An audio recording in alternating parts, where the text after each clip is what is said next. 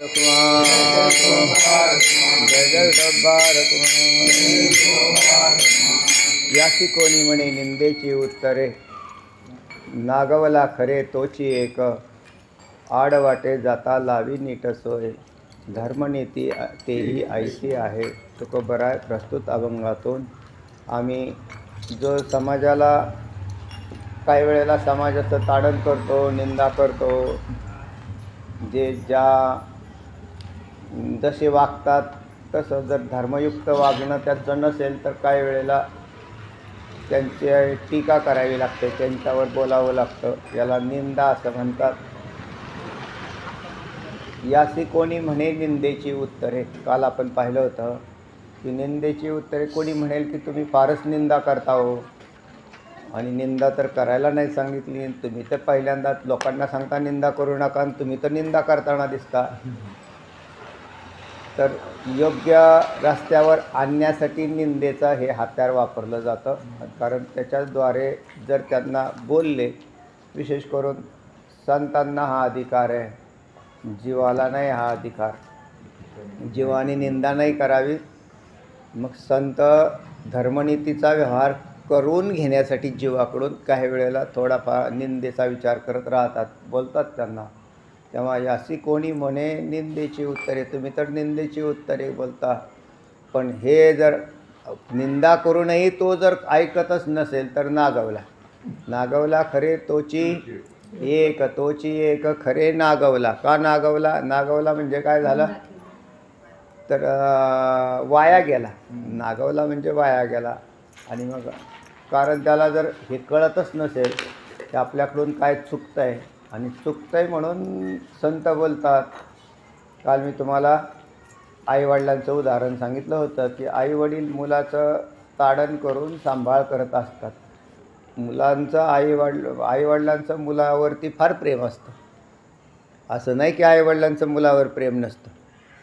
त्यांच्यासारखं प्रेम करणारे दुसरे कोण बाहेरचे करतील का तेव्हा? म्हणून आईवडील करत असतात, पण फटकेसुद्धा देतात. आणि फटके देणं आवश्यक राहतं. कारण जर तो नीट वागत नसला, त्याचं काय असतं, त्याला बाकीच्या पोरांच्यात याच्यात राहिल्यामुळं अशा प्रकारचा विचार किंवा वृत्ती होण्याची शक्यता असते. परंतु त्याला आईवडिलांनी ताडण करून बरोबर त्याला जाग्यावर वटणीवर आणणं म्हणतो. त्याला बरोबर वटणीवर आणलं जातं आणि योग्य सुसंस्कारित करून.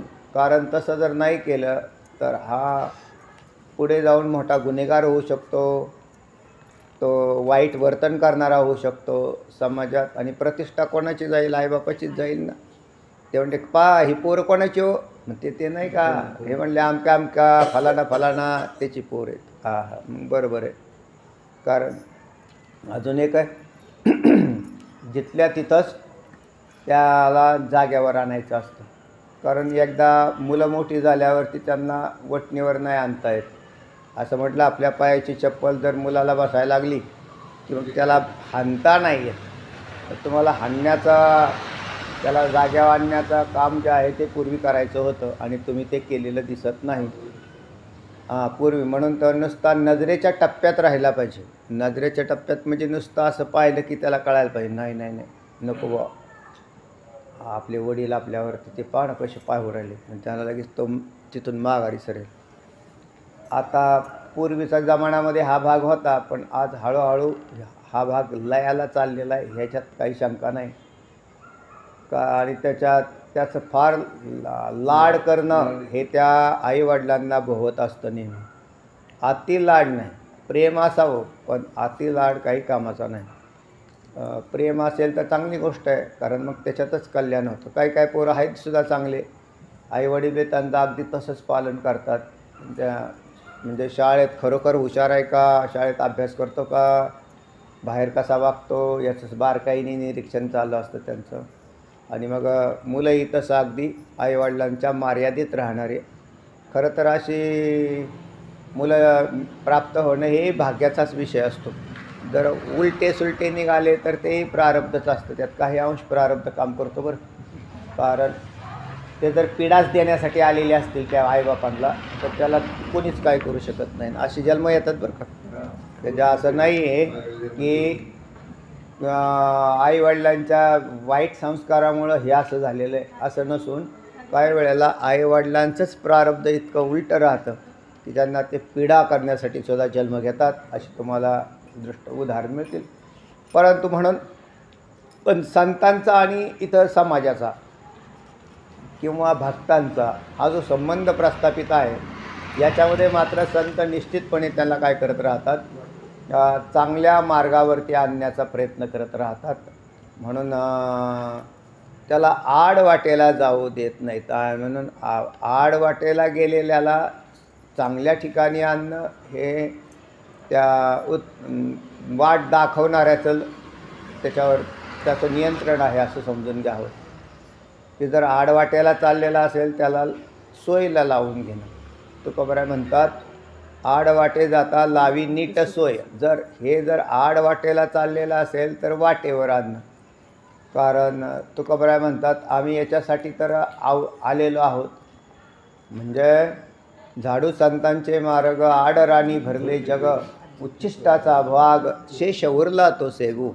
आम्ही वैकुंठवासी आलो याची कारणासी, बोलिले जे ऋषी साच भावे वर्ताया. झाडू संतांचे मार्ग आडराणी भरले जग. त्या जगाला आडराणात भरलेल्यांना जर चांगल्या रस्त्याने आणलं तर मग नीट सोय लावली असं म्हणता येईल.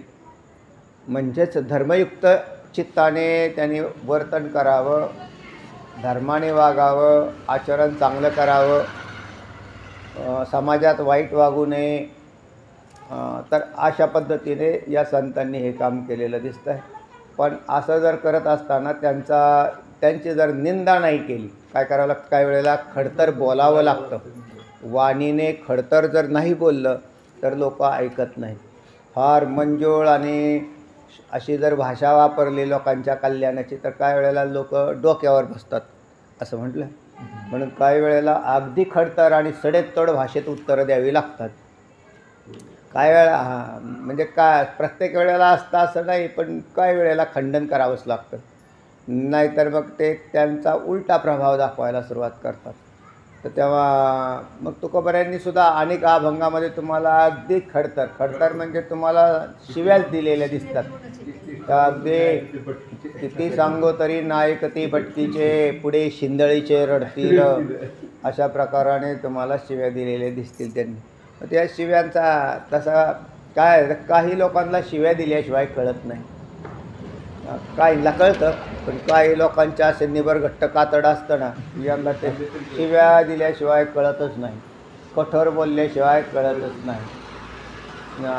म्हणून असं होतं कधीतरी.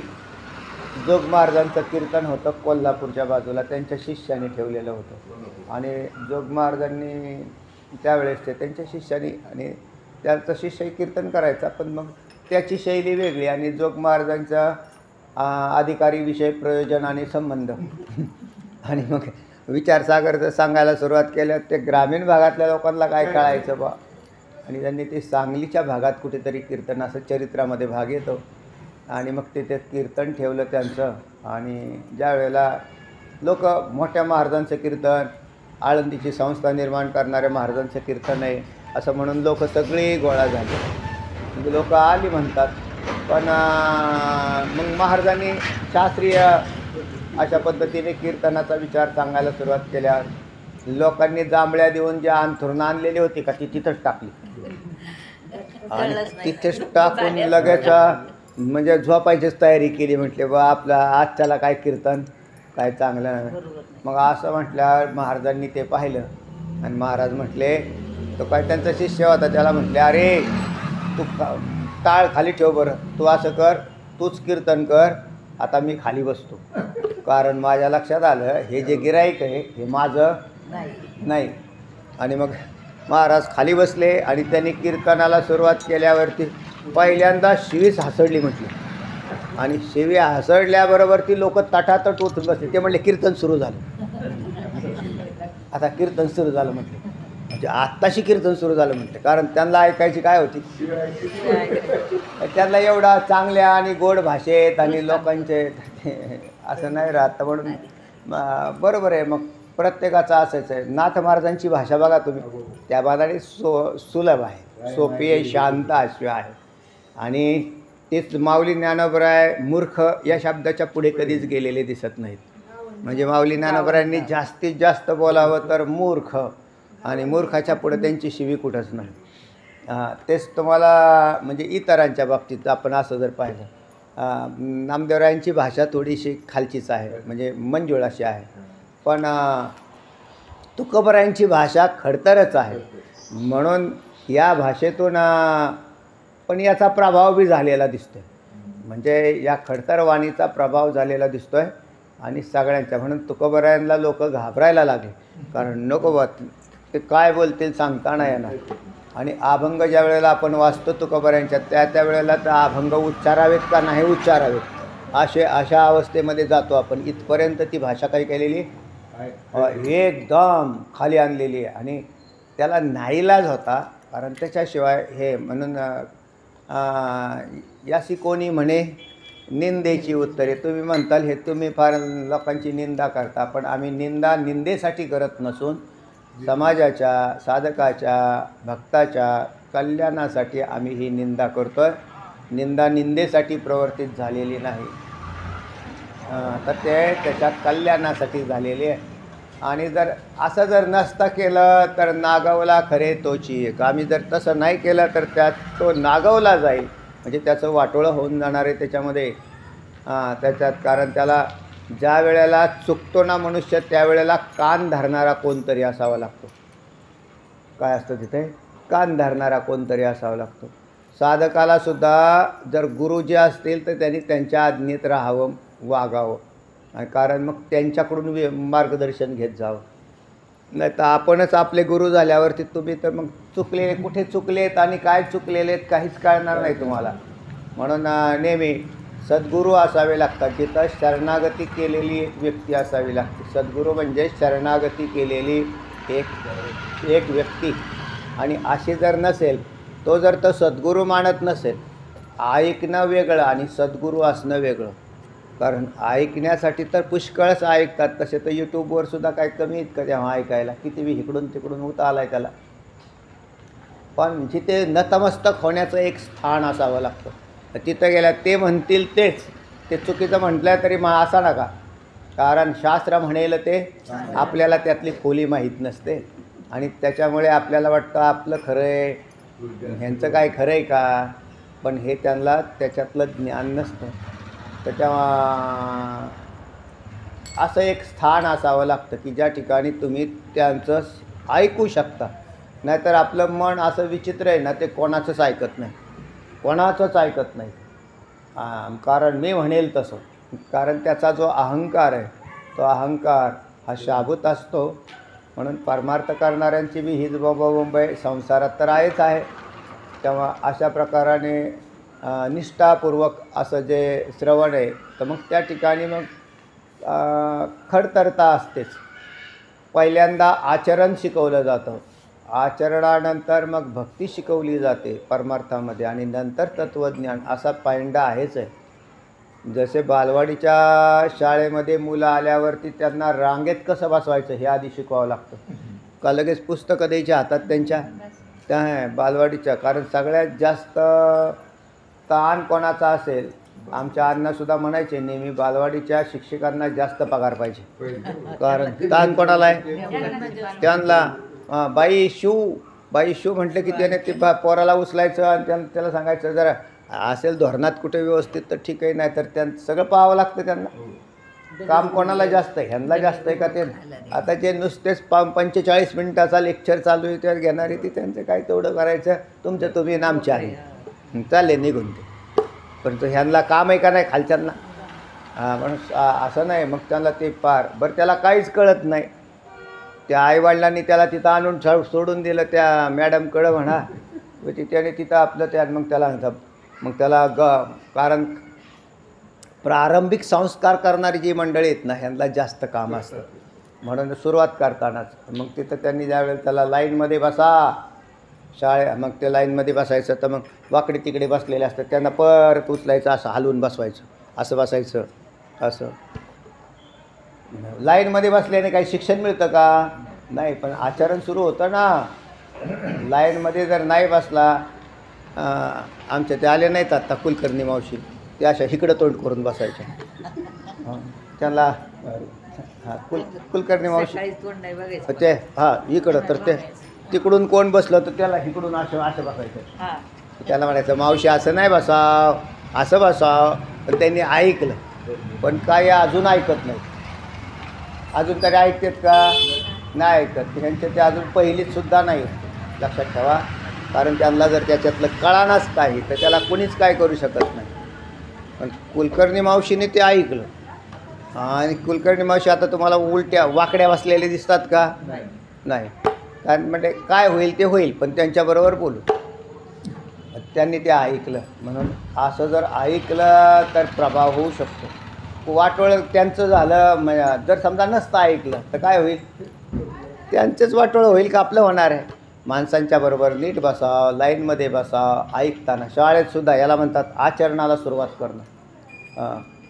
लहान पोरांना त्यांना काय मांडी पाय पसरून बसले, त्यांना सांगावं लागतं बाबा पोरांनो मांडी घालायची, मग मांडी असं, मग हात बांधायचे. मग काही वेळेला त्यांना ॲक्शन करून दाखवावे लागते. तोंडावर बोट ठेवा, मग लगेच ते तशी करतात. मांडी घाला, मांडी घातला की गाणे. का बरं असं का? ते याला आचरणच शिकवावं लागतं. त्याला पर्याय नसतं. आणि आपलीसुद्धा शाळाच असते. इथेसुद्धा असं नाही आहे की म्हणले मुक्त छंद आहे, आपल्याला जसं वाटेल तसं, तर असं नसतं ते. तर तिथं इथेसुद्धा म्हणून साधना करताना साधकाने त्याची नियमावली पाळावी लागते, जशी आहे तिथं असेल तशी. आणि असं जर कळत नसेल कोणी तर मग तो त्याचा दोष असतो तो. आणि मग त्याला जर सांगितल्यावर राग येत असेल, कारण सांगून पाहावं, पण सांगितल्यावर त्या माणसाला काय होतो, हरिपाठच बंद करतो. हरिपाठ बंद करत असेल तर त्याला म्हणायचं जाऊ द्या बस पाहू, त्याचं वाटोळं होईल थोडंफार तर व्हावं द्या, पण कमीत कमी हरिपाठाला तरी येतोय ना. मग त्याला नाईलाज असतो. म्हणून पण मग ह्यांची सुधारणा फारच कठीण आहे पहा. कारण त्याला कळत नाही, यालाच म्हणतात कळतच नाही, सांगितल्यालाच कळाना. मग आता त्याला काय पुढचं फार पाठ आहे त्याचं, पुढचं पाठ असून नाही काय उपयोगाचं, कारण त्याचं बेसिक चुकलेलं आहे ते. आणि तो स्वतःला, कारण तो स्वतःला अहंकारी समजतो. जसे लहान मुलं तिथं आज्ञेने असतात, तसं परमार्थात अज्ञान नावाचाच अहंकार काम करतो.